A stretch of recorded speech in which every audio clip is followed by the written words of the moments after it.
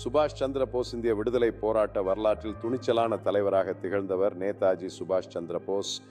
அவர் 1897 ஜனவரி 23 அன்று ஒடிசா மாநில கட்டக்கில் பிறந்தார். தந்தை ஜனகநாத் போஸ் வழக்கறிஞர், தாயார் பிரபாவதி தேவி.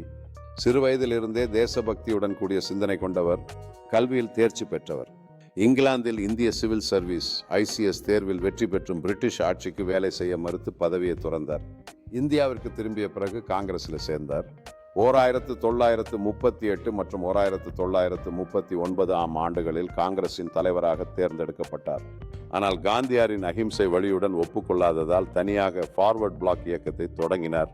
சுபாஷ் சந்திர போஸ் சுதந்திரம் ஆயுத போராட்டத்தின் மூலம் மட்டுமே சாத்தியம் என்று 2ஆம் உலகப் போர் காலத்தில் பிரிட்டிஷுக்கு எதிராக போராட ஜெர்மனி, ஜப்பான் நாடுகளின் உதவியை நாடினார்.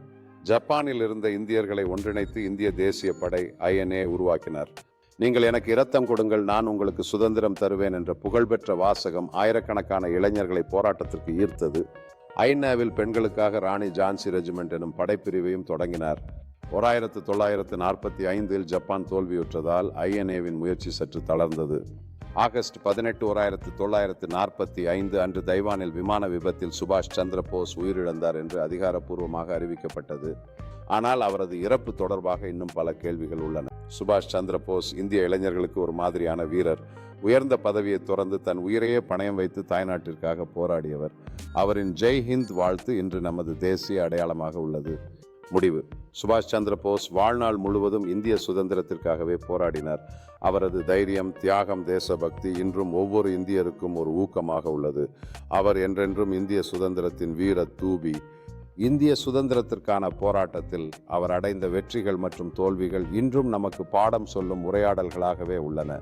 அவரது நினைவுகள் இந்தியன் மாளிகையில் வாழ்ந்து கொண்டிருக்கிறது. இந்திய சுதந்திர போராட்டத்தின் முழு வாழ்க்கை முழுவதும் அவர் அனைவருக்குமான ஒற்றுமை மற்றும் வீரத்தை நடைமுறைப்படுத்தினார். அவரின் உருவாக்கம் இந்தியாவின் எதிர்காலத்திற்கு ஒரு வழிகாட்டியாக வலம் வருகிறது. சுபாஷ் சந்திர போஸ் தன் வாழ்நாள் முழுவதும் ஆதிக்கத்திற்கு எதிரான போராட்டத்தை முன்னெடுத்திருக்கிறார். அவரின் வீரத்துடிப்பு மற்றும் தியாகம் இந்தியாவின் சுதந்திர விருப்பத்தின் அடிப்படையை நலமாக்கியுள்ளது. இன்றைய தலைமுறையின் இளைஞர்கள் அவரது தைரியம் மற்றும் உழைப்பை போற்றுகிறார்கள். சுபாஷ் சந்திர போஸ் இந்திய சுதந்திரத்தின் அடையாளமாகவும் உந்துதலாகவும் நமக்கு இருக்கிறார்.